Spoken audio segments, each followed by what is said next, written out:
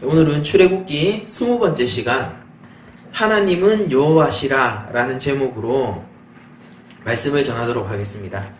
저희들이 출애굽기를 통해서 이제 저번 시간에 이스라엘 백성들이 이제 기록원들이 바로에게 가서 항의를 하는 장면을 봤습니다. 그래서 항의를 이거 어떻게 이렇게 과도한 노역을 우리에게 시킬 수 있습니까?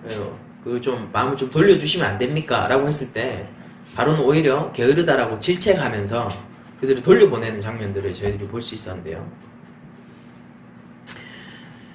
이제 그들에게 큰 화가 미쳤으니까 그들이 원망의 대상을 그들을 핍박하고 있는 바로가 아니라 오히려 그들을 구원하러 와준 모세에게 그 원망과 비난의 화살을 돌린 것도 저희들이 확인했었는데, 이제 그렇게 이스라엘의 원망 앞에 선 모세가 하나님 앞으로 나아갑니다. 우리가 잘 생각해야 될 것은 모세의 이 말을 우리들이 유익 있게 봐야 돼요. 하나님께 뭐라고 했는지를.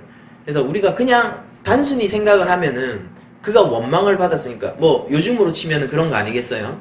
악플, 연예인들이 악플을 받을 이유가 없는 비난이죠. 그러니까 아무 받을 이유가 없어요. 거기에 대해서. 사실은 모세는 구원을 하러 왔고 그들이 핍박하는 것이 아니지 않습니까? 바로가 핍박을 하죠. 이스라엘 백성을. 그럼에도 불구하고 이스라엘 백성이 자기를 향하여서, 모세와 아론을 향하여서 비난을 보내는 거잖아요. 실제로 모세와 아론은 전혀 그 비난을 받을 이유가 없습니다. 그러니까 오늘날의 악플과 같은 상황에 처한 거죠. 그렇게 됐을 때 분한 마음이 들 거 아니, 굉장히 억울할 것 아닙니까? 그래서 하나님 앞에서 자신의 억울함과 분함을 토로했다는 식으로 이해를 하시면 안 돼요. 왜냐하면 본문이 그렇게 얘기를 하고 있지 않거든요. 그래서 제가 유익 있게 보라고 말씀을 드린 것이죠. 잘 보시면은 모세가 여호와께 돌아와서 아뢰되 주여 어찌하여 이 백성이 학대를 당하게 하셨나이까? 라고 얘기를 하고 있어요. 그러니까 모세가 뭘 하고 있냐면은 이스라엘의 어려움을 토로하고 있습니다. 자신의 어려움이 아니라. 어찌하여 나를 보내셨나이까? 이건 무슨 얘기냐면은 나를 보내가지고 왜 나를 욕먹게 하셨어요? 이게 아니라 왜 나를 보내셔서, 바로 앞으로 나를 보내셔서 이스라엘 백성에게 더 과중한 노역이 부과되게 하셨습니까? 이걸 얘기하는 거예요. 내가 바로에게 들어가서 주의 이름으로 말한 후부터 그가 이 백성을 더 학대하며 주께서도 주의 백성을 구원하지 아니하시나이다. 그러니까 바로는 그러니까 모세는 철저하게 누구의 입장에서 지금 한탄을 하고 있는 겁니까? 이스라엘의 대변인으로서 한탄을 하고 있어요. 이게 모세의 리더십입니다. 이게 모세의 중보자됨이에요. 그러니까 모세는 심지어 하나님 앞에서도 원망을 해요. 하나님한테도 원망을 합니다. 뭐라고 합니까? 주께서도 주의 백성을 구원하지 아니하십니다. 하나님한테까지 지금 한탄을 하고 있는 거예요. 뭐 때문에? 자신이 비난받은 것이 아니라, 그러니까 모세가 지금 어떤 상황인지, 어떤 믿음으로 왔는지 여러분들 목격이 되십니까? 그러니까 하나님 앞에서 야 가라 그 5번 거절할 때, 그때의 모세와 지금의 모세는 조금 달라요. 그리고 뭐 다를 뿐만이 아니라 젊은 시절 학대받는 자신들의 동족들을 보면 자신들의 형제가 학대받는 것을 보면서 모세가 선택했던 방법이 같은 폭력으로 대항하는 것이었잖아요. 그래서 이스라엘 애굽의 감독관은 오히려 때려서 거의 죽게 만들 뿐만이 아니라 실제 죽였죠. 그랬던 모세와 지금의 모세의 모습을 보면 완전히 다릅니다. 그는 더 이상 폭력을 의존하지 않고 하나님을 의존하지만은 하나님을 의존하되 철저하게 이스라엘의 유익을 위해서, 자신의 유익이 아니에요. 이스라엘의 유익을 위해서 하나님 앞에서 하나님의 구원을 행하십시오라고 요청을 하고 있는 거란 말입니다. 모세가 많이 바뀌었죠. 이런 모습들이 성경 곳곳에 출애굽기를 통해서 나타나는 겁니다. 하나님께서 저희들이 출애굽기 이 설교를 여러분들이 계속 따라오셨다면 알겠지만은 모세를 하나님께서 얼만큼 이 믿음의 성숙을 위해서 세밀하게 다루셨는지를 우리들이 보아왔단 말이에요. 그러니까 모세가 안 바뀔 것 같지만은, 그가 실패한 것 같지만은 하나님은 그를 기어코 믿음의 성숙의 길로 점점 인도해 가고 계신 겁니다.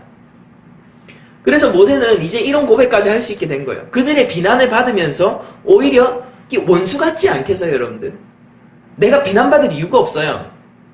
오히려 그들을 구원해주고 싶어요. 이스라엘 백성을. 그런데 그들이 나를 욕한단 말이에요. 여러분들이 모세라고 생각해 보십시오. 진짜 어렵게 이 자리까지 왔단 말이에요. 5번까지 거절하면서까지 오기 싫었지만 그러나 결국 순종하면서 왔단 말이에요. 그리고 심지어 그 이스라엘 백성은 한 여호와께서 너희를 구원하실 것이다 라고 했을 때 할렐루야 아멘 이러면서 기뻐, 불과 얼마 전까지 기뻐하던 사람들이란 말입니다. 그런데 손바닥 뒤집듯이 태도를 바꿔서 너만 없었으면이라고 얘기를 하고 있잖아요. 괜히 네가 나타나서라고 얘기하고 있잖아요. 얼마나 억울할까요? 근데 그때 모세를 사로잡은 심정은 분노가 아니에요. 억울함이 아닙니다. 그들에 대한 긍휼함이에요. 이게 모세의 리더십입니다. 그래서 모세는 그들의 지도자가 될 수 있는 거예요. 그리고 그래서 그 모세는 하나님과 이스라엘 사이에 중보자가 될 수 있는 겁니다. 여러분들 잘 생각을 해보시면은 원수를 사랑하라 라고 예수님께서 우리에게 말씀하셨지 않습니까? 지금 이 순간 모세의 원수가 누굴까요? 바로가 모세의 원수겠습니까? 같은 형제들인 이스라엘 백성들이 지금 오히려 원수 같지 않을까요? 저는 그런 생각을 해봐요. 바로는 원래부터 나랑 편이 될 수 없는 사람입니다. 바로는 원래부터 내가 대적하려고 가는 사람이에요. 바로의 손에서 이스라엘 백성들을 내가 원래부터 끌어내려고 가는 사람이란 말이에요. 그러니까 바로랑은 뭐 그런 나쁘고 말고 할 것도 없어요. 그래서 관계 설정 자체가 바로는 지금 이스라엘을 붙들고 있는 억압하는 자이고 나는 그냥 그에 대항하는 해방자로서 가는 거예요. 그러니까 입장 자체가. 그래서 물론 바로가 좋을 수는 없겠죠. 좋을 수는 없지만은 그게 그렇게 미웠을까? 생각을 해봅니다. 그런데 이스라엘 백성은 내 편이어야 한단 말이죠. 나와 함께 나와야 되는 사람들이란 말이에요. 그리고 그들이 실제로 그들의 해방 소식, 그들이 그것을 정치적인 해방으로 여겼어도 좋아요. 실제 정치적인 해방도 일어났으니까. 아무튼 그 해방 소식을 들었을 때 같이 환호를 해주던 사람들이란 말이에요.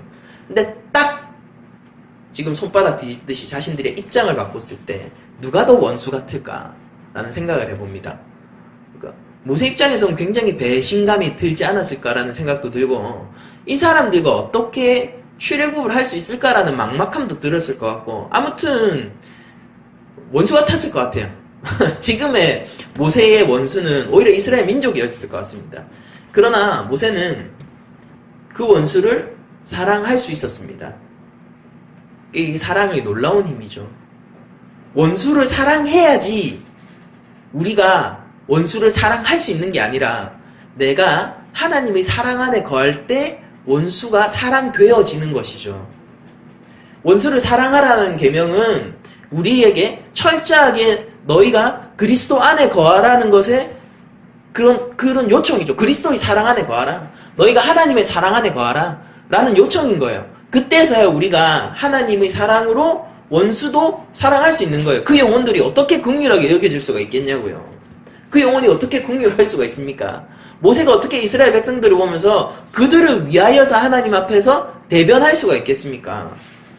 불가능한 일이죠. 그러나 모세는 했어요. 저는 이것을 모세 개인만의 공적으로 치부하고 싶지 않습니다. 그를 만지신 하나님의 사랑의 손길, 인내하심, 참으심의 손길이 또 그 안에 모세가 거했기 때문에 모세가 이럴 수 있다라고 저는 믿거든요. 아무튼 모세가 이스라엘의 사정을 하나님 앞에 토로합니다. 이 장면은 우리가 앞서 보았던 이스라엘 자손의 기록원들이 이스라엘의 사정을 바로에게 토로하던 것과는 상반되는 대조의 장면입니다. 그러니까 모세는 하나님 앞에서 이스라엘을 내어놓고 나아가지만은 이스라엘 자손의 기록원들, 그러니까 이스라엘의 어떤 지도자급 되는 사람들이겠죠. 그 사람들은 바로에게 이스라엘의 사정을 내어놓고 간 거예요. 그러니까 우리 결과는 너무 뻔하게 잘 알고 있죠. 바로는 무엇이라고 합니까? 바로는 게으르다, 너희들이 게으르다 라고 하면서 노역을 가중시키고 그 짐을 덜어주지 않아요. 그러나 하나님께서는 그 바로가 부과한 짐을, 그 가혹한 짐을 덜어줄 것이고 내가 반드시 너희를 해방시킬 것이며 속량해 줄 것이다 라고 하나님은 말씀해 주신단 말이에요. 기록원들은 자신에게 부과된 노역으로 말미암아 모세와 아론을 원망합니다. 원망하지만은 모세는 이스라엘이 자신을 거부한 것으로 인해서 괴로워하진 않아요. 그것 때문에 괴로워하진 않아요. 모세는 이스라엘에게 더해진 괴로움으로 말미암아 괴로워하고 있는 겁니다. 이스라엘은 자신들을 생각해서 외부자 모세를 비난하지만 모세는 오히려 자신보다 그런 이스라엘을 더 생각하고 걱정해주고 있는 거예요. 저는 모세의 이런 태도가, 이 짧은 본문이지만요, 이 2절의 본문이지만은 여기서 느낄 수 있는 모세의 태도가 앞으로 하나님이 이스라엘에게 어떻게 대할 것인지에 대한 전초전처럼 느껴집니다. 왜냐하면 하나님도 이스라엘 백성들을 모세가 철저하게 이스라엘 자신을 원망하는, 자신과 힘을 합친 사람들이 아니에요. 자신을 원망하는 이스라엘 백성들을 위하여서 하나님 앞에 나아갔듯이 하나님도 자신들을 원망하는 이스라엘 백성들을 위하여서 참고 인내하고 오히려 사랑으로 그들을 해방시켜 주시기 때문이죠. 모세의 이런 태도는 철저하게 앞으로 행하실 하나님의 태도를 저에게 또한 생각나게 한다라는 것입니다. 6장 2절에 보시면은 하나님께서 이제 자신을 소개하면서 내가 이런 일들을 하겠다라고 하면서 나는 여호와다 라는 표현을 하세요. 우리가 6장 1절부터 보면은 어떻게 하나님께서 이 이스라엘을 구원하지 않으십니까? 라고 얘기하는 모세를 향하여 하나님께서 이렇게 말씀하십니다. 내가 바로에게 하는 일을 네가 보리라. 이제 하나님께서 직접 일하시겠다는 거예요. 강한 손으로 말미암아 바로가 그들을 보내리라. 열장이겠죠. 강한 손으로 말미암아 바로가 그들을 그의 땅에서 쫓아내리라. 바로가 너희들을 보낼 것이다 라는 것을 아주 강조해서 2번이나 말씀하시죠. 무엇으로 말미암아? 강한 손으로 말미암아. 그러면서 하나님께서 모세에게 말씀하여 이르시되 나는 여호와이니라 라고 말씀을 하고 계세요. 여러분들 출애굽기에서 하나님께서 스스로를 소개하실 때 여호와 라는 것으로 소개를 하는 것 알리시는 첫 장면입니다. 모세에게 앞서서 호렙산, 그 신의 산과 동일한 산입니다. 호렙산에서 자신을 스스로 있는 자로 알리셨었죠. 하나님께서 자신을 알리셨어요. 그런데 지금에 와서는 또 자신을 여호와로 지금 알리고 계신 거예요. 처음 알리시고 계신 거란 말이에요. 그러니까 여호와가 뭐냐는 말입니다. 제가 얘기하는 건. 여호와가 뭘까? 이게 되게 중요한 거죠. 그리고 이 선포하는 형식도 되게 중요한데요. 하나님께서는 자신의 이름을, 자기의 소개를 여호와라고 하시고 6장 8절에 보시면은 6장 8절에도 이런저런 얘기들을 하신 다음 뭔가 메시지를 전하고 선포를 하셨죠. 그렇게 선포를 하신 다음 마지막 말로 나는 여호와라 하셨다 하라 라는 말로 자신의 소개를 다시 하고 있습니다. 여러분들 이 형식이 어떤 거냐면은 선포를 내가 메시지를 뭔가 전달해서 하기 위해서 제가 뭔가 선포를 해야 돼요. 그런데 제 소개가 처음에 등장하고 그 다음에 선포를 하게 되고 마지막에 처음에 했던 소개가 다시 등장하는 형태거든요. 이런 식으로 메시지를 선포한 사람이 누구냐면은 고대 근동지방에서는 왕이 이런 식으로 메시지를 선포했어요. 그러니까 우리는 이렇게 할 수 있잖아요. 저는 박기현 전도사입니다. 예수님은 살아계십니다. 저는 박기현 전도사입니다. 라고 누구든지 얘기할 수 있죠. 누구든지, 물론 아무도 그렇게 얘기를 안 하지만은 누구든지 그렇게 얘기할 수 있어요. 제약이 없어요. 그러나 고대 근동지방에서는 왕만이 이런 형식을 취할 수가 있습니다. 자신의 이름의 권위를 2번 강조하는 것은 왕만이 할 수 있어요. 메시지를 감싸고 있는 거잖아요. 마치 샌드위치처럼. 그게 뭐냐? 내 이름의 권위 아래서 이 메시지는 반드시 너희들에게 가감없이 전달되어야 된다는 거예요. 하나님께서 지금 나는 여호와다 라는 말로 뭔가 메시지를 선포하고 계신데 그 선포는 무엇으로 하고 계신 겁니까? 왕으로서 하고 계신 거예요. 여러분들 잘 생각해 보세요. 이스라엘 백성이 원래 누구한테 나가서 자신들의 어려움을 토로했습니까? 바로 왕이에요. 그런데 모세는 지금 누구한테 자신의 이스라엘의 어려움을 토로하고 있습니까? 하나님이신 여호와 하나님 그분 왕께, 진짜 왕중 왕께 나아가서 선포를 하고 있단 말이에요. 그러니까 우리가 누구에게 나가서 이것을 토로할까? 이 문제가 굉장히 중요한 문제가 됩니다. 우리 삶 속에서도.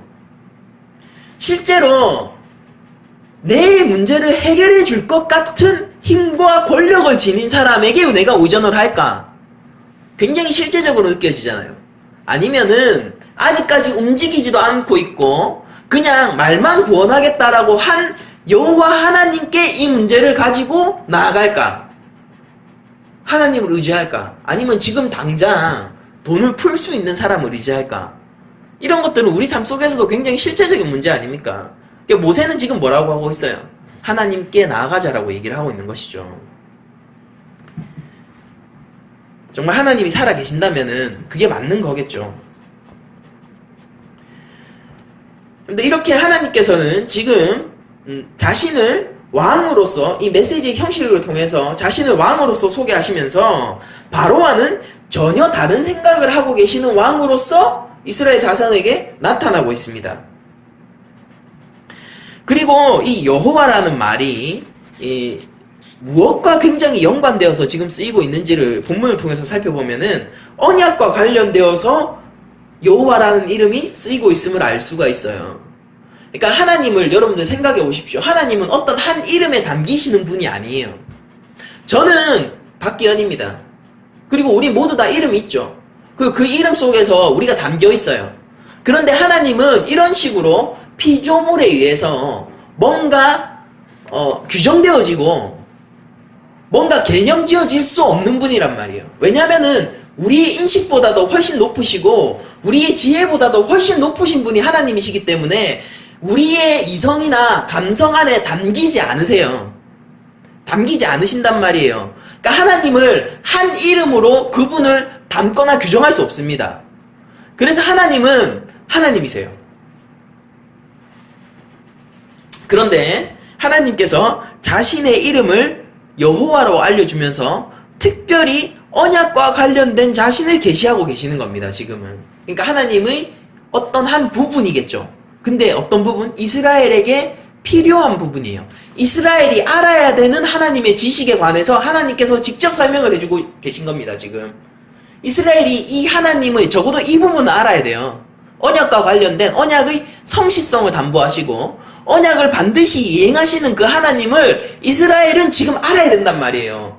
그분이 어떻게 신실하신지, 그분이 어떻게 후퇴가 없으신지, 그분이 이 언약을 성취하기 위해서 어떻게 전지전능하신지를 이스라엘 백성들은 지금 알아야 된단 말입니다. 그래서 하나님께서는 여호와라는 이름을 이제 알리시는 거예요. 이것은 단순히 하나님이 자신의 이름을 나타내는 장면이 아니라 이스라엘과 하나님 사이에 특별한 관계가 시작되었다는 것을 알리는 말이에요. 이 관계라는 것이 굉장히 중요한 거예요. 여호와는 관계성 속에서 이해되는, 특별히 언약적 관계성 속에서 이해되는 단어입니다. 그러니까 우리가 여호와 하나님 뭐 이렇게 저희들이 많이 얘기를 하지 않습니까? 그때 여러분들이 여호와를 무엇으로 인식하셨는지 모르겠지만은 성경에서 얘기하는 여호와는 특별히 관계성 속에서 이해되어지는 하나님의 이름이에요. 특별히 언약 안에서 이해되어지는 하나님의 이름입니다. 그러니까 그분이 내 아버지가 아니에요. 여호와 하나님 불러봤자 소용없습니다. 그게 여러분들의 여호와가 아니에요. 그러나 내 아버지일 때 그분이 정말 내 언약적 관계의 신실성이 예수 그리스도에서 성취되지 않습니까? 그 언약의 하나님의 언약이 타락한 아담과 하와에게 내가 여인의 후손으로 뱀의 머리를 짓밟겠다라고 선포하신 순간부터 고고하게 흘려왔던 하나님의 언약적 성실성이 예수 그리스도에서 성취가 되지 않습니까? 예수 그리스도를 나의 삶의 구주로 모시고 우리의 죄의 문제를 그리스도 앞에서 해결을 하고 이제 그분을 내 아버지로, 하늘 아버지를 정말 내 인생의 아버지로, 내 정말 기도할 수 있고 찬양할 수 있고 그분이 내 삶을 보호하고 계시고 그런 관계성요. 그 속에 들어있지 않은데 여호와 하나님 이라고 부르는 것은 아무 효력이 없는 거예요. 하나님이라고 하면요. 하나님을 믿지 않는 사람도 그것이 신의 이름임을 알고 있습니다. 자유주의 신학자들이 있어요. 그 사람들이 야훼, 여호와가 우리들이 추정하기로 야훼라는 그 발음으로 불렸을 가능성이 더 높거든요. 그 여호와 하나님, 야훼 하나님의 그 기원과 추적과 음성학적 변화 이런 것들은 더 잘 알고 있어요, 저보다. 근데 그런 거 암만 해봤자 소용없다고요. 왜냐면은 그들은 하나님과 관계없어요. 하나님이 야훼가 하나님의 이름인 것은 알고 있습니다. 인정을 해요. 그렇다. 야훼는 기독교 하나님의 신의 이름이다. 알고 있어요. 그게 무슨 상관이 있냐고요, 근데. 그분이 내 아버지가 아닌데. 여호와는 하나님께서 주시는 이름입니다. 우리가 알아내는 이름이 아니라 하나님께서 주시는 이름인데 그 이름은 자신의 백성에게 주시는 이름이고 자신이 구원할 나의 자녀에게 주시는 이름인 거예요. 우리가 하나님과 관계가 있냐라는 얘기입니다. 뭐 엘샤다의 하나님, 전능의 하나님, 여호와 라파, 치유의 하나님 이런 단어를 알면 뭐예요? 그게 아니라 하나님이 진짜 내 아버지냐고요. 그분이 내 삶을 붙들고 계시냔 말입니다. 더 쉽게 얘기하면은 여러분들은 그리스도의 보혈로 구원 받았냐라는 거예요. 하늘 아버지께서 우리에게 보내신 독생자, 그게 하나님 사랑의 결정체란 말입니다. 우리가 죄인 되었을 때 아무것도 한 게 없어요. 아무것도 한 게 없고 오히려 하나님을 원망하고 드자비질하고 구원자에게 야 너희가 어떻게 괜히 와서 이렇게 얘기하는 이스라엘 목숨과 아니 그보다 더 악독한 행동을 할 때 하나님은 우리를 위하여서 독생자를 보내셨단 말입니다. 예수님이 우리 죄를 담당하셨고 그분께서 십자가에 달려 돌아가심으로써 우리 죄가 사해졌단 말이에요. 그 사실 그거랑 내가 정말로 상관이 있냐고요. 여러분들은 그리스도의 지체입니까? 이걸 묻는 거예요. 우리 하나님 아버지가 정말로 내 아버지가 맞냐 이거예요. 우리가 구하는 기도가 어떤 기도냐 하는 겁니다. 하나님을 사랑하는 기도냐, 내가 하나님의 뜻과 하나님의 자녀답게 살기 위한 기도냐 이런 것들을 묻는 거예요. 아니면은 내 삶의 유익을 위해서 하나님께서 움직여 주셔야 되는 그런 기도를 하고 있느냐 이런 문제인 겁니다. 우리 삶 속에서. 그분 정말 내 아버지 맞습니까? 그분이 정말 나의 보호자이십니까? 하나님께서 정말 내 삶을 끝까지 책임지시는 언약적 신실성을 담보하시고 반드시 그 어떤 장벽에도 굴하지 않고 우리를 구원해내시는 그 하나님이 나의 하나님입니까?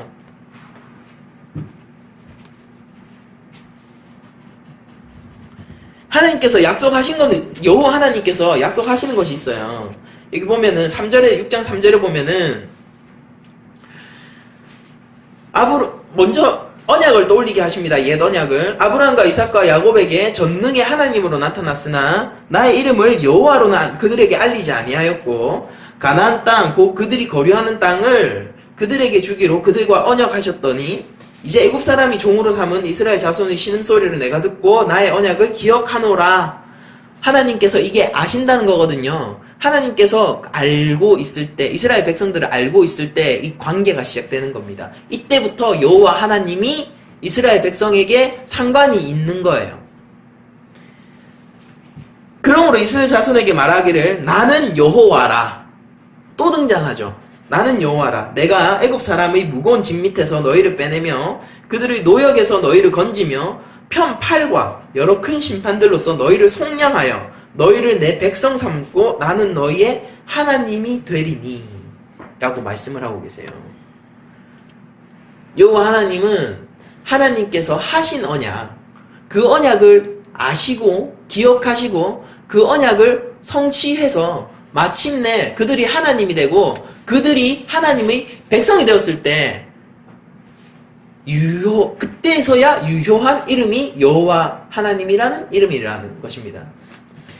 여러분들, 우리가 여기서 하나님이 어떻게 앞으로 행하셨는지를 사실은 제가 앞으로 설교를 하지 않았지만은 우리들은 기본 상식으로 다 알고 있잖아요. 이스라엘 백성들은 출애굽했습니다. 출애굽했어요. 그리고 홍해가 갈렸고 그들은 하나님의 백성이 되었고 하나님의 백성이 된 증거로서 율법을 받았습니다. 그들은 구별된 삶을 살았어야 했고 그들 가운데 성막이 섰어요. 성막의 의미가 무엇입니까? 성막을 하나님께서 주신 의미는 그들과 함께 거하기 위해서라고 성경은 얘기하고 있거든요. 하나님이 이제 그들과 함께 하세요. 하나님이 큰 팔을 펴셔서 출애굽을 치실 때는 출애굽을 치는 것이 목적이 아니라 이스라엘 백성을 구원하는 것이 목적이에요. 이스라엘 백성들을 구원해서 뭘 하시려고? 관계를 맺으시려고요. 거기서 여러분들 만약에 하나님께서 우리에게 정치적 해방을 주시지 라고 생각했었던 사람은 출애굽하고 나서 불만이 이만저만이 아니었을 겁니다. 왜냐? 그들은 유목 생활을 해야 됐고 아주 왕이 선 중간 집권 체제의 국가로서는 발전하지 못했잖아요. 여러분들 그거 생각하십니까? 그러니까 국가 체제를 언제 하나님께서 허락하시냐면은 사울의 때 허락하시잖아요. 사사기를 지나고. 그런데 그 정치적인 해방을 꿈꿨던 사람들은 이제 출애굽을 하면은 모든 게 다 해결될 거라고 생각했을 거 아닙니까? 근데 막상 출애굽하고 나니까 뭐예요? 가나안으로 가면은 일주일 만에 갈 수도 있는데 40년을 뺑뺑이 돌아야 되네? 거기서 무슨 번듯한 왕이 있는 것도 아니고 우리가 무슨 강대국이 된 것도 아니고 정착한 땅이 있는 것도 아니고 국가가 아닌 거야 이거는. 생각해보니까 여러분들 그때 실망감이 어땠을까요? 정말 하나님이 그것을 주시고자 하셨을까요? 아니에요. 하나님이 주시고자 하는 것을 멈추지 않으셨습니다. 출애굽 되자마자 뭘 하셨어요? 하나님께서 현현하셨어요. 그 가운데 시내산 가운데서 현현하셨어요. 그리고 그들과 함께 하기 위해서 성막과 제사장을 세우고 율법을 지키는 일들을 가르쳐 주셨습니다. 하나님의 목적이 뭐였습니까? 너희는 내 백성이 되고 나는 너희의 하나님이 되리라. 그 관계성. 출애굽을 하면서 하나님의 권능을 열정을 통해서 하나님의 권능을 깨닫고 여호와 하나님이 어떤 분이신지 알고 그분이 나의 하나님이 될 것을 기대하고 출애굽을 했던 사람들은 만만세를 불렀을 거예요. 왜냐하면 출애굽하자마자부터 하나님께서 격렬하게 그것을 위해서 일하고 계시니까요.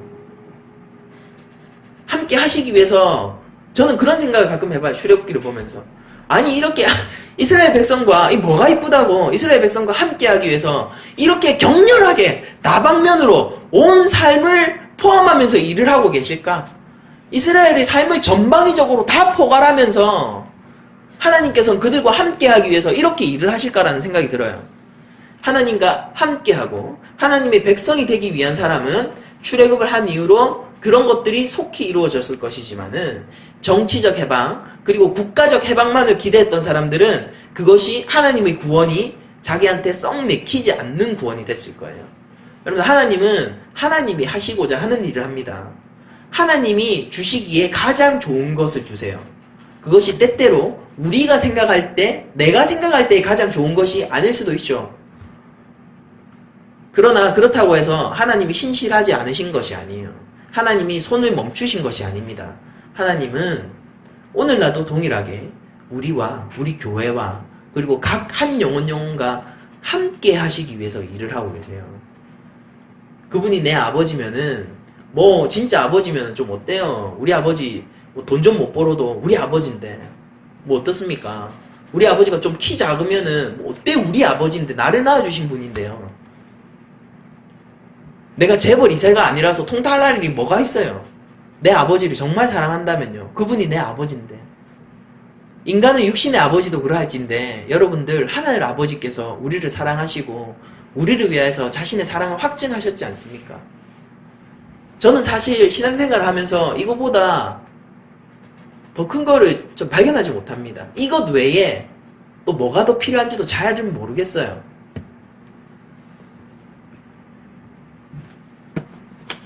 아무튼 하나님께서는 결코 그 어떤 방해에도 꺾이지 않고 반드시 언약을 이행하시는 신실하신 언약의 신실함, 그 신실함을 담보로 여호와라는 이름을 주셨음을 우리들이 알 수 있습니다.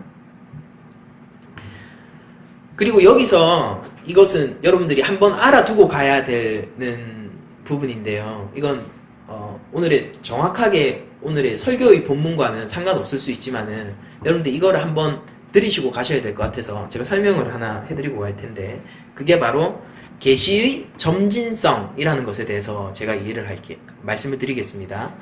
그러니까 계시의 점진성은 뭐 말이 어려운 거지 그냥 개념은 쉽습니다. 하나님께서 계시를 주실 때는 점점 밝히면서 계시를 주세요. 그러니까 성경이 보면은 창세기부터 계시록까지 이 모든 것이 하나님의 특별 계시지 않습니까? 인간의 저작이지만은 그러나 성령의 감화로 된 저작으로서 하나님의 말씀이라고 저희들이 고백하잖아요. 그것이 우리 교단이 믿는 바란 말입니다. 그럼 이것은 하나님께서 인간 세상에게 주신 하나님의 특별한 계시예요. 하나님이 말씀하신 아주 신적인 권위를 가지고 있는 저작이 성경이라는 것입니다. 그런데 하나님께서 성경을 통하여서 뭔가를 설명하실 때 한 번에 빵 하고 다 주시는 것이 아니라 그것을 원래 있는 거예요. 진리가 여러분들 생각해 보십시오. 진리가 원래 있는 거예요. 그런데 그것을 점점 보여주시면 어떻게 될까요? 내가 그 진리에 대해서 아는 부분이 점점 늘어나게 되겠죠. 성경에서 하나님이 주시고자 하셨던 최종 계시는 뭐냐면 예수님이세요. 여러분들 이 개념을 머리에 넣으십시오. 예수님을 밝혀가는 책이 성경입니다. 그러면은 예수님이 밝혀지는 것, 그리고 이것을 제가 한편으로는 이렇게 얘기할게요. 하나님을 아는 지식이라고도 제가 표현을 하겠습니다. 하나님을 아는 지식을 점점 밝혀갈 때 우리가 어떻게 하나님을 아는 지식을 우리들이 더 쌓아갈 수 있겠냐라는 문제에 봉착하게 되죠. 왜냐하면 우리는 하나님을 이해할 수 없잖아요. 어떻게 그럼 하나님을 우리가 알게 됩니까? 그것은 하나님이 직접 자신에 대해서 설명해 주시는 만큼 우리들이 알 수 있어요. 그것도 하나님이 우리 수준에 맞추어서 아기들 수준에 맞춰서 얘기를 하죠. 우리가 뭐 어려운 뭐 무슨 경제학 용어 이런 걸 아기한테 안 쓰잖아요. 여기 돈 주면 깎아줘. 여기 와서 돈 줘야 돼. 뭐 요새 저희 아들한테 하는 게 여기 계산대에 와서 여기 와서 이거 올려놔. 깎아 들고 와가지고 올려놓으면은 돈 줘야 돼. 그럼 이거 안 믿을 거야. 이렇게 교육시키는 것처럼 우리 수준에 맞추어서 하나님이 하나님에 대해서 알려주시는 것만큼 우리들은 알 수 있어요. 그래서 마침내 하나님이 점점 밝혀졌을 때 그것이 무엇으로 최종적으로 우리에게 딱 밝혀지냐면 예수님으로 우리한테 밝혀지거든요. 그러니까 삼위일체의 개념을 여러분들이 어떻게 성립할 수 있습니까? 삼위일체의 개념을 과연 아브라함이 정확하게 알았을 거야? 물론 아브라함 구약 성경에도 삼위일체를 염두에 두고 있어요. 근데 우리가 아는 것만큼 밝게 알지 못했어요. 왜냐면은 삼위일체가 정확하게 등장하는 것은 예수님이 세례를 받을 때죠. 요한의 세례를 받을 때. 그때 성부, 성자, 성령이 명확하게 등장해요. 그럼 그 전까지는 계시가 가리워져 있었죠. 아직 밝혀지지 않은 부분이에요. 하나님께서는 하나님을 알려주실 때 역사 가운데서 시간을 두고 점차적으로 점진적으로 자신을 계시하십니다. 그래서 모세가 알았던 하나님은 아브라함이 알았던 하나님보다 더 많은 하나님의 지식을 가지고 하나님을 이해했고요. 그리고 이 모세보다는 우리 다윗이 훨씬 더 많은 하나님을 알고 이해를 했어요. 그러면은 다윗보다도 더 많은 하나님을 이해하고 있는 것은 오늘날의 교회예요. 무슨 말인지 아시겠습니까? 왜냐면은 다윗은 예수님을 못 봤잖아요. 예수님을 못 봤어요. 예수님을 알고 있었어요. 오실 메시아로서 예수님을 알고 있었어요. 그분이 여호와일 것도 알고 있었어요. 그런데 그분이 예수 그리스도일 줄은 몰랐잖아요. 우리들은 알고 있지 않습니까? 더 큰 지식을 우리가 소유하고 있는 겁니다. 모세와 다윗보다도 축복된 시대 속에서 살고 있는 겁니다. 그런데 이렇게 우리가 하나님에 대한 지식을 많이 가질 수 있는 이유는 딱 한 가지예요. 그때는 하나님께서 자신에 대해서 덜 밝히셨고, 오늘날은 그리스도의 오심과 성경의 완결을 통해서 그 특별 계시가 완결됨으로 말미암아 우리에게 밝혀졌기 때문입니다. 그러니까 하나님께서 조금 시대에 따라서 조금 말해주셨냐, 아니면 조금 더 많이 말해주셨냐, 이 차이에 따라서 우리가 하나님을 아는 지식이 많아지느냐 작아지느냐 이런 것들이 판별되는 겁니다. 그렇다고 해서 여러분들 이런 식으로 생각하시면 안 돼요. 예전에 그럼 아브라함이 알던 하나님이 조금, 아브라함은 여호와 이레의 하나님 정도까지 알았죠. 그쵸? 성경에 따르면은. 그러면은 아브라함이 알던 하나님이 우리가 알던 하나님의 지식보다 낮으니까 그럼 그거 구원받기에 부족한 지식 아니야? 이런 식으로 생각하시면 안 됩니다.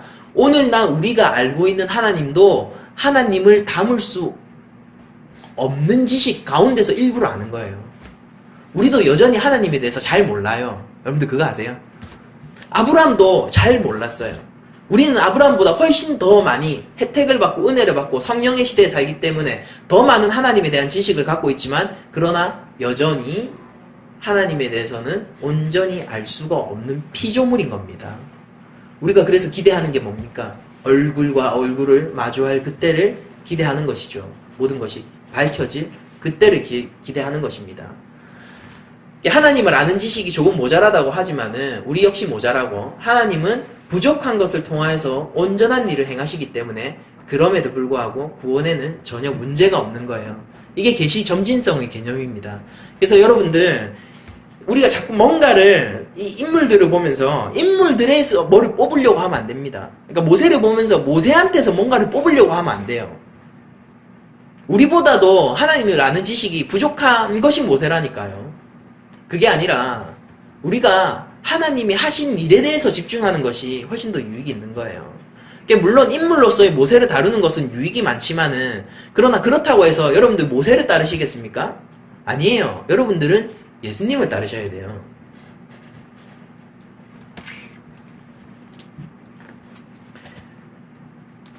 오늘날도 하나님을 아는 지식은 점점 늘어가고 있는 것을 여러분도 아십니까? 그게 없던 것이 새로 생겨나는 것이 아니라 원래 있는 것인데 점점 더 밝혀지고 있는 것일 뿐이에요. 그래서 저는 그런 말들을 하는 사람들을 조금 안타깝게 생각합니다. 이런 말들이죠. 뭐 신학이 뭐가 중요해? 교리가 뭐가 중요해? 그냥 성경 말씀을 보고 그 말씀에 순종하면 되는 거 아니야? 여러분들, 그렇게 하기 위해서 교리가 필요한 거예요. 하나님을 아는 지식을 교회가 소유해 왔단 말입니다. 교회만. 애국 사람들은 여호와 하나님을 몰랐다니까요. 그들이 뭔가 여호와 신앙이 있는 걸 알고 있었어요. 바로도 이스라엘 백성이 여호와 신앙이 있는 건 알고 있었어요. 근데 여호와 하나님을 몰랐다고요. 근데 그걸 이스라엘이 알고 있었고, 독생자를 주시는 하나님을 세상은 소유하고 있지 않아요. 그 하나님에 대한 지식을 교회는 소유하고 있어요. 그런데 그렇게 하나님께서 주신 지식들이 차근차근 쌓여가고 차근차근 진리의 계시가 밝혀지는 시대 속에서 우리가 살고 있는데 그것에 대해서 관심이 없단 말입니까? 교리는 성경에 대한 철저하게 성경의 기초에서 성경이 이야기하는 바 그 이치를 적은 것이 교리예요. 기독교의 이치 아닙니까? 교리는 우리 삶 속에서 어려운 것이 아니라 누구나 성인 정도면 이해할 수 있는 수준으로 맞춰서 적은 게 교리예요. 신학적 논쟁이 아니란 말입니다. 이 부분이. 이게 필요 없습니까? 성경을 볼 때 성경 해석을 우리가 왜 배워야 돼? 성경을 읽고 나는 순종한다. 그것도 좀 나이브한 소리예요. 누구나 성경을 볼 때 자신만의 해석 관점이 있습니다. 근데 그게 성경을 바로 보지 못하는 해석 관점일 경우에는 어떻게 하시겠어요? 대부분은 그렇게 봅니다. 우리는 하나님 앞에서 온전하지 않아요. 정말로 하나님 중심으로 이걸 하나님 말씀으로서 성경을 보는 사람이 교회 안에도 얼마나 될까요?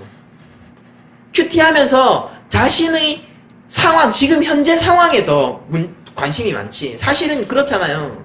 내 현재 상황, 내 오늘 하루의 삶, 이거에 더 관심이 많지. 하나님에 더 관심이 많은 사람이 큐티하면서 얼마나 있을까라는 얘기입니다. 이미 그 태도부터 해석에서 선입견이 생겨 있는 거예요. 왜 우리가 그걸 왜 안 배워야 돼요? 배워야 되는 겁니다. 교회가 그것을 제공해 주어야 돼요. 그리고 이 말씀이 언제나 말씀이 없는 시대 속에서 우리가 살고 있는 거 아세요, 여러분들? 언제나 말씀은 언제나 빈약해요. 언제나 빈곤한 시대를. 말씀은 왜냐면은 이제는 인터넷만 틀어도 누구나 성경을 볼 수 있지만은 누구도 성경에 관심이 없어요. 누구도 성경에 관심이 없습니다. 우리가 성령의 시대 속에서 살고 있고 완결된 계시를 갖고 있고 이 축복된 세대 속에서 살고 있지만은 그 축복에 전혀 관심이 없어요, 사람들이. 성경을 안 읽어요. 있으면 뭐합니까? 그 차에 뒷자리에 놔둬놨다가 일주일 동안 햇빛 받아가 빛 발해가지고 그럼 많이 읽은 것 같잖아요. 그래서 빛 발해가지고 예배 시간 때 들고 오는 거죠. 어딘가 책장 위에 있는 거죠. 그게 그러면 무슨 부적처럼 그거 두면은 신령한 힘이 생기는 것도 아니고 말입니다. 말씀이 없는 시대를 살고 있을 때 바른 말씀 우리가 보려고 노력하는 것이 얼마나 축복받은 일인가 잘 생각해 보셔야 돼요. 그리고 그것을 위하여서 하나님을 아는 지식이 어느 시대보다 풍성한 때에 여러분들 살고 계십니다. 하나님이 순종만 하면 되도록 모든 길을 열어두셨습니다. 우리가 계시 점진성이라는 다소 모호한 것 같은 교리를 통해서 얻을 수 있는 유익이 이런 것들이에요. 말씀과 함께 하시고 말씀과 가까이 붙어 있으시기를 정말 권면드립니다. 아버지가 여러분들의 아버지가 되셔야 되고 이 말씀이 진짜 내 삶을 이끄는 말씀이 되어야 되지 않겠습니까?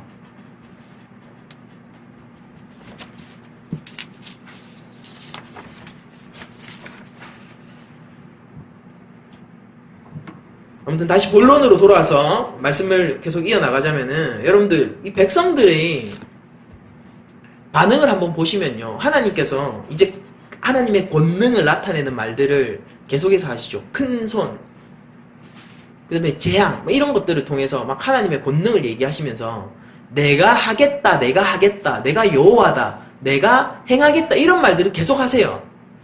얼마나 듬직합니까? 하나님이 이제 직접 개입하시겠다라는 거거든요. 왜? 바로가 드디어 이제 거절했어요. 하나님이 개입하지 않으면 안 되는 상황까지 온 겁니다. 누가 초래했습니까? 바로 스스로 초래했어요. 그래서 하나님이 이제 애굽을 심판하시기 위해서, 그리고 또한 그 심판으로 말미암아 이스라엘을 속량하기 위해서 직접 일을 하시겠다라고 말씀을 하시는데, 그 말을 들은 백성은 결국 하나님을 다시 믿지 않습니다. 슬픈 일이죠. 모세가 9절 보면은 모세가 이같이 이스라엘 자손에게 전하나 그들이 마음의 상함과 가혹함 노역으로 말미암아 모세의 말을 듣지 아니하였다라고 성경은 이야기하고 있습니다. 결국 이 백성들은 어떤 백성이에요? 자신의 유익을 따라서 내가 정치적인 해방이 있겠구나 라고 생각했을 때는 자신들을 위하여서 기뻐하였다가, 이게 핵심인 거예요. 자기들을 위하여서 기뻐하였다가 바로의 강력한 저항에 부딪히고 자신들에게 과중한 노역이 오자 자신들로 말미암아서 하나님을 원망하고 모세를 원망하고 모세의 말을 믿지 않는 자기들만 아는 민족이 이스라엘 민족인 겁니다. 이 상태 자체가 비참한 상태인 거예요.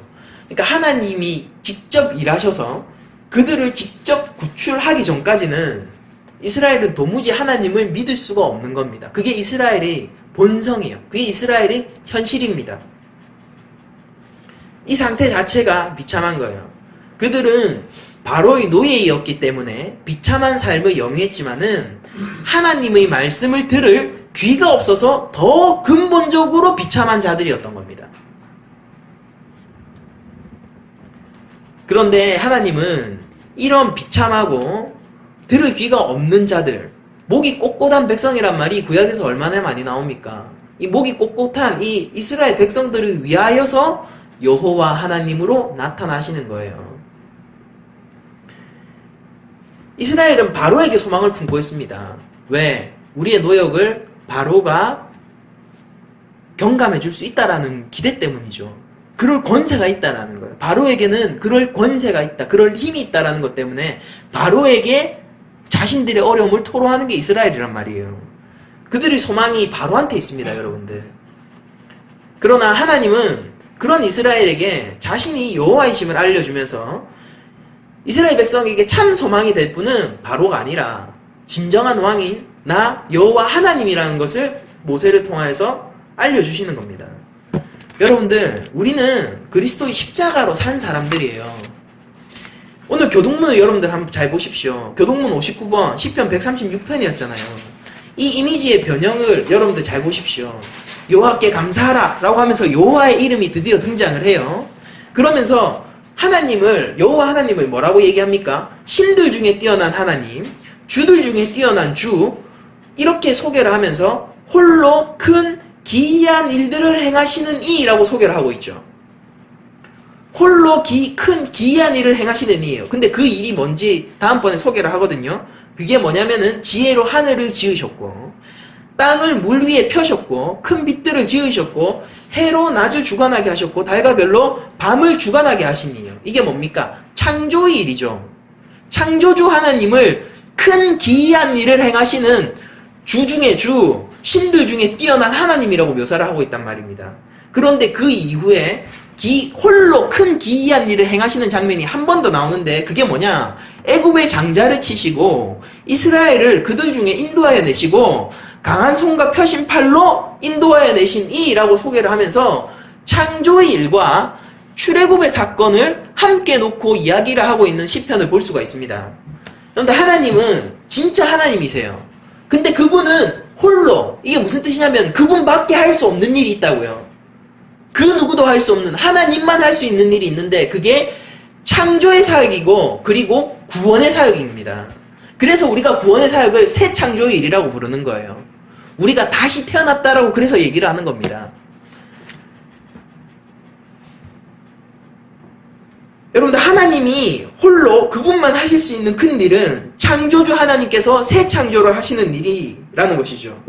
우리는 옛 이스라엘이 모세를 통해서 출애굽을 경험한 것처럼 우리는 그리스도와 함께 새 출애굽을 경험한 자들인 겁니다. 창조주 하나님은 새 창조 일을 행하시고 그 새 창조가 오늘날 예수 그리스도를 통한 구원의 사역인 거예요. 우리들은 하나님의 성실하심을 알아야 됩니다. 하나님은 그 패역한 이스라엘, 자신의 말을 믿지 않고 하나님을 신뢰하지 않았던 그 믿음 없던 이스라엘, 오히려 원망하고 드자비질하고 바로에게 소망을 두었던 그 이스라엘에게 하나님이 어떻게 행하셨는지를 기억해야 돼요. 그 이스라엘에게 하나님은 성실하게 오래 참으심으로 오히려 사랑으로 그 이스라엘 백성들을 하나님이 정말 하나님이심을 하나하나 알려주어가면서 구원해내셨단 말입니다. 이스라엘은 서글픈 자들이에요. 제가 볼 때 서글픈 자들이에요. 하나님이 일하시겠다라고 했을 때 그 하나님을 믿지 못하고 바로에게 소망을 둘 수밖에 없었던 아무것도 없는 자, 그 심령한데, 그 심령 가운데 그 어떤 중심도 없는 자, 그냥 오로지 자기 민족만 있어가지고 내일의 노역을 어떻게 피할까, 이것에 전전긍긍할 수밖에 없는 자, 전 이것을 죄악되다는 말, 이것도 맞겠지만은 서글퍼 보여요. 이 모습이. 그들이 현실 앞에 무릎 꿇고 그들이 현실 앞에서 바로에게 타협할 수밖에 없고 그들의 마음이 하나님을 향해서 원망할 수밖에 없었던 그 서글픈 현실, 그 극렬한 영혼들, 가난한 심령들, 가진 것이 없는 빈털터리인 자들, 이 죄인들,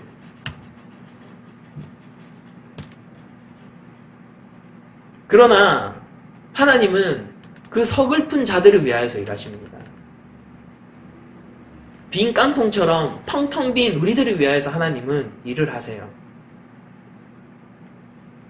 우리들은 그리스도 안에서 새로남을 입었고 우리가 중생받았다라고 얘기하지 않습니까?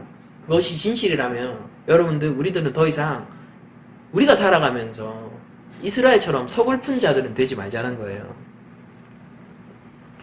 우리들은 하나님이 말씀하심으로 충분한 하나님의 말씀을 의지하는 자들이 되어야 합니다. 이스라엘은 바로에게 구원의 가능성을 기대했었어는 안 돼요. 바로는 구원하는 게 불가능합니다. 왠지 아세요? 바로는 이스라엘을 풀어주고 싶지 않아요. 바로의 본질입니다. 그게 바로의 본질. 이스라엘에게 정치적인 해방을 줄 수 있는 권세를 가졌고 안 가졌고 이게 문제가 아니에요. 바로의 권세가 얼마나 더 크고 말고 이게 문제가 아니라고요. 그게 아니라 바로의 본질이 이스라엘을 노예로 잡아두는 것입니다. 이런 바로한테 무슨 구원을 기대합니까? 바로한테는 애시당초 구원의 가능성이 단 1%도 없는 거예요. 왜? 바로의 본질은 그가 큰 권세를 가지면 가질수록 이스라엘을 노예로 잡아두는 데 쓸 거니까요. 권세가 생기면 생길수록 이스라엘은 저 큰 권세를 가지고 우리의 노역을 경감시켜 줄 수 있지 않을까? 이런 소망을 품으면 안 됩니다. 왜? 바로는 그 본질이 더 많은 권세를 가질수록 더욱더 강하게 이스라엘을 노예로 붙들어 두고 더욱더 강하게 노역을 시킬 자가 바로이기 때문이죠. 이 모습은 마치 죄의 권세 아래에 있는 인간들의 모습과도 같아요. 그런데 그런 서글픈 노예들, 죄의 노예들, 그런 서글픈 죄인들이 소망할 수 있는 것이 이 땅 가운데 하나 있다면은 그분이 여호와 하나님이십니다. 여호와 하나님은 죄인을 구원하세요. 그리고 우리가 알고 있는 바 독생자를 보내시어 그 일을 하시고야 마셨습니다. 여러분들 오늘 시편 교동문 59번 시편 136편에서 무엇을 이야기합니까? 하나님을 소개하면서 감사하라 그 인자하심이 영원함이로다 라면서 찬양을 하지 않습니까? 이 감사함으로 찬양함이 우리 삶을 뒤덮을 수 있다면 얼마나 그것이 행복한 일일까요? 여러분들 우리는 여호와라는 말에 대해서 깊이 생각해 봐야 됩니다. 여호와는 관계적인 용어예요. 소개하는 뭔가를 설명하는 단어가 아니라 이것은 굉장히 관계적인 용어입니다. 이스라엘에게 여호와로 자신을 알리신 하나님은 자신의 언약적 성실성을 통해서 이스라엘과 여전히 내가 관계가 있다라는 것을 나타내세요. 그리고 그 여호와라는 이름 위에 그들은 하나님의 백성이 되고 하나님은 그들의 하나님이 되십니다. 한 주간 삶을 살 때에 하나님이 우리를 향해 행하신 언약적인 성실성을 잘 떠올려 보셨으면 좋겠어요. 그것이 있다면 우리 삶 속에서 감사한 삶이 없을 수가 없습니다. 여러분들 우리가 죄인일 때 하나님은 우리를 향한 언약을 행하셨어요. 우리가 전혀 다른 곳에 소망을 품고 있었을 때 하나님은 우리를 향하여서 참 소망을 들고 달려오셨습니다. 우리가 주저앉아 있는 그곳에서 저는 한때 안정된 삶이 나를 구원해 줄 것이라고 믿고 있었어요. 사회적으로 계속해서 실패하고 사회적으로 뭔가 자리를 잡지 못하고 루저처럼 인생이 루저처럼 방황하던 저에게 제 소망은 소박했거든요. 욕심 부리지도 않았어요. 그냥 안정적인 삶, 내 한 몸을 건사할 수 있고 사회에서 한 기능을 담당할 수 있었으면 좋겠다. 그냥 평범하게 그랬으면 좋겠다. 그런 소망이 있었거든요. 그게 저를 구원해 줄 거라고 믿었어요. 아니에요. 그것이 우리를 구원하지 않습니다.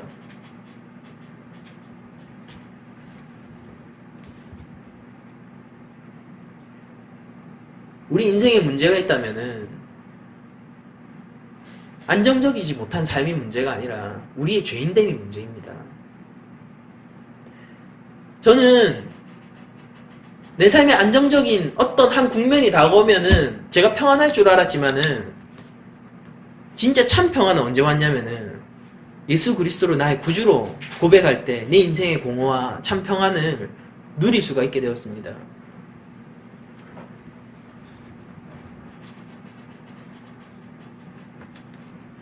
그리고 그때 내가 하나님을 위하여서 하나님에 대해서 고민하고 하나님이 어떤 분이신가를 알아가고 그분의 사랑에 힘입어서 내 삶을 살아갈 때에 내가 진짜 가치 있는 일을 내가 할 수 있는 가치 있는 일이 무엇인지를 그때서야 깨달을 수 있게 됐었어요. 만약에 제가 예전에 안정적인 삶의 소망을 두고 제가 공무원이 돼서 안정적인 삶을 살았다면은 뭐 그럭저럭 나름 괜찮은 삶을 살 수도 있었겠죠. 그러나 지금 누리는 이 화평은 없단 말입니다. 지금 누리는 하나님에 대한 이 기쁨이 없단 말이에요. 내 삶 속에서 넘치는 구원의 감격이 없단 말입니다. 저는 그 삶을 지향하지 않아요, 더 이상. 그게 내 인생의 해결이 아닌 것을 알기 때문입니다. 저는 가난해도 좋아요. 그냥 우리 교회 안 커도 좋아요. 저는 여러분들이 다 떠나고 성도가 한 명 남아도 좋습니다. 그러나 제 인생의 기쁨은 제가 복음을 매주 선포하면서 하나님과 함께 동행하는 삶, 이것이 저의 상입니다. 이것과 무엇도 바꿀 수 없단 말이에요. 그리고 이게 그냥 자기 최면이 아니라 하나님이 진짜 살아계시고 그분이 내 아버지니까 내 모든 필요를 돌봐주시거든요. 전 사도들의 삶을 감히 일부분은 이해할 수 있어요. 그러니까 사도들의 삶을 내가 사도들의 삶을 알아요. 뭐 이렇게는 말 못하지만은 감히 얘기하건대 사도들이 왜 그렇게 살았는지 일부 이해할 수 있을 것 같아요. 맨날 쫓겨나고 맨날 매 맞고 그렇게 하면서도 나와서 왜 찬양하고 있냐고요. 감옥에 갇혀가지고 있으면서 왜 자기 한 몸 건사하기도 힘든데 교회를 위해서 왜 편지를 쓰고 앉아있냐고요. 그 가운데서도 왜 복음을 수호하기 위해서 안달복달하냐고요. 그 삶을 조금은 이해할 수 있을 것 같아요. 이 세상에 없는 평안이 하나님께는 있습니다. 이 세상이 해결하지 못하는 그 죄의 문제의 해결이 그리스도께는 있거든요. 진짜 자유한 삶, 내 삶이 가치 있다라고 비로소 가치를 찾게 되는 삶. 이 세상과 사회 가운데서가 아니라 하나님 앞에서 네가 괜찮아라고 하나님께 위로받는 삶. 그 삶이 있으면요, 달려갈 수 있을 것 같아요.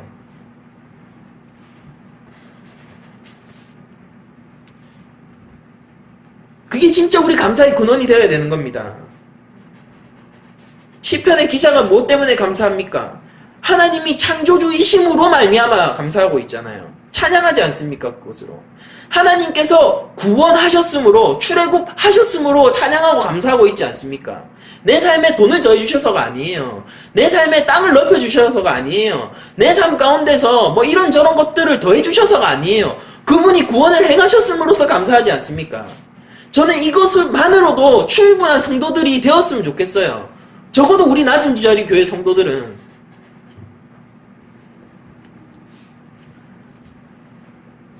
그리고 아버지께서는 우리의 필요들을 다 채워주십니다. 근데 그분이 우리 아버지가 아니면 어떡해요? 그게 진짜 무서운 일이란 말입니다. 우리 삶 속에서 하나님께 체휼을 당하면은 그래도 소망 있는 삶이에요. 왜냐면은 아버지랑 아직 관계가 있잖아요. 그분한테 혼냄을 당할 수 있잖아요. 근데 완전히 우리가 버려지면 어떡할 거냔 말이에요. 내가 나쁜 일을 하고 이제 나를 위해서 살고 하나님 안중에도 없고 잘 나가요. 그런데도 하나님이 아무 반응을 하지 않으세요. 그럼 어떡할 거냔 말이에요. 우리 인생이. 내가 잘 나가고 내 삶에 필요한 게 이제 하나님 필요 없어요. 왜? 내 삶에 필요한 게 다 채워졌거든. 내 곡식간도 넉넉하고 내 창고도 넉넉하고 내 하는 사업도 잘 돼 있고 내 자녀들도 다 잘 되고 있어요. 부부간의 금술도 좋아요. 그렇게 했을 때 하나님 없이 잘 살 수 있는데 진짜로 하나님이 거기에 대해서 응답 안 하면 어떡하실 거냔 말이에요. 그렇게 하고 있을 때 하나님이 내 영혼의 공고함을 알려주시고 내가 하나님을 의지하지 않고 있음을 알려주시고 하나님께 나아가지 못하는 나의 이 연약한 영혼을 보여주셔야지 그때 그 체혈함을 당해야지 우리가 소망이 있는 거 아닙니까? 하나님은 여호와세요. 하나님은 여호와세요. 여호와란 단어가 우리 모두와 관계가 있어야 합니다. 하나님이 주시고자 하는 것은 영생이며 구원입니다.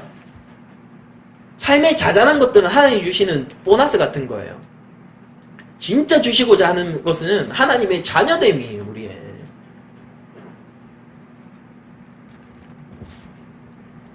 우리는 우리가 죄인 되었을 때 우리를 향하신 하나님의 언약적 성실성을 기억하는 한 주간을 보내야 합니다. 아들을 보내셨고 우리의 죄를 위하여서 우리의 죄를 담당하여 십자가에 달려 돌아가게 하셨고 그리고 성령을 보내어 이렇게 우리에게 예수를 믿는 믿음을 고백하고 허락하게 하셨습니다. 우리가 한 주간 이렇게 고백하면서 삽시다. 하나님은 여호와이십니다. 여러분 하나님의 존재 여부를 믿는 것은 크게 의미가 없어요. 저한테는. 제가 생각할 땐 그래요. 그분이 여호와로서 나에게 존재하는가 아닌가가 더 중요합니다. 여러분들의 하나님은 인식 속의 신입니까? 아니면은 여러분들의 진정한 하늘 아버지이십니까? 예수님은 여러분들이 생각할 때 좋으신 선생님이거나 인식적으로 아는 구세주입니까? 아니면은 진짜 여러분들의 죄를 대속하신 구주가 맞으십니까? 여러분들은 죄된 본성을 따라 살기를 거부하고 성령을 따라 살기를 여전히 갈망하고 계십니까? 인식적으로 성령을 따라 살아야지 이거 말고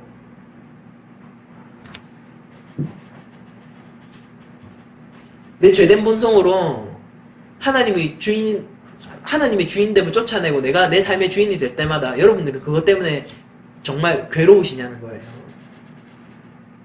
내가 하나님의 자녀가 아니라서 괴로움이 우리 삶 속에 있습니까?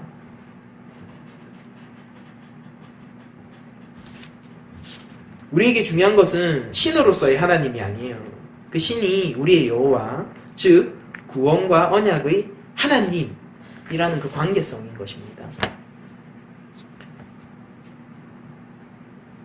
이제 말씀 마칠 텐데 여러분들 한 주간 우리들은 얼마든지 감사하면서 기쁨으로 자유함으로 살 수 있어요. 여러분들 이스라엘을 보십시오. 이 소망 없는 모습을 보세요. 모세로 원망하고 자신 삶 속에 노역이 좀 더해지는 순간 곧바로 모세를 외면할 뿐만 아니라 하나님을 외면하는 이스라엘을 보십시오. 소망 없잖아요. 그런데 하나님께서는 이 소망 없는 자들을 위하여서 여호와 하나님의 이름을 가르쳐 주셨어요. 여러분들 괜찮습니다. 우리 삶 속에서 때때로 우리가 소망 없어 보일 수 있어요. 저 역시 그렇습니다. 누구도 피할 수 없을 거예요. 저는 아직도 오카느 목사님께서 내가 죄인입니다 라는 설교를 하실 때 그 모습을 아직도 영상으로밖에 보지 못했지만은 제 마음속에 깊이 남아있거든요. 생생하게 생각을 지금도 떠올릴 수 있어요. 아버지, 제가 죄인입니다. 오카느 목사님처럼 목회하신 분이 어디 계신데 제가 죄인입니다. 누가 하나님 앞에서 당당할 수 있을까요? 그러나 여러분들 우리가 하나님의 자녀 아닙니까? 하나님이 그런 우리들을 위하여서 아들을 보내신 거잖아요. 우리한테는 비길 수 없는 소망이 있는 거예요. 우리가 구원받기에 가치 없는 자이지만 죄인이지만은 그러나 하나님이 이미 구원하셨습니다. 우리는 탕자처럼 세상을 떠돌고 아버지의 분깃을 떼어 먹으려고 하는 자지만은 아버지는 우리를 위하여서 잔치를 여셨어요. 그게 우리의 소망이고 우리의 희망이고 그게 우리를 살아가게 하는 것이고 그게 우리의 기쁨인 것입니다. 우리가 한 주간도 아버지 집 안에서 넉넉하게 있읍시다. 우리가 하나님이 완성하신 언약, 그 그리스도의 십자가 아래서 한 주간 찬양과 기쁨을 올려 보냅시다. 오늘 시편의 기자처럼. 그리고 모세가 이스라엘과 같지 않고 성숙한 지도자로서 하나님 앞에 나섰던 것처럼 우리도 우리 삶 속에서 우리 개인적인 육신을 따르는 많은 죄악들을 접어두고 성령을 따라서 하나님의 자녀에 걸맞는 삶을 추구하면서 한 주간을 보냈으면 좋겠습니다.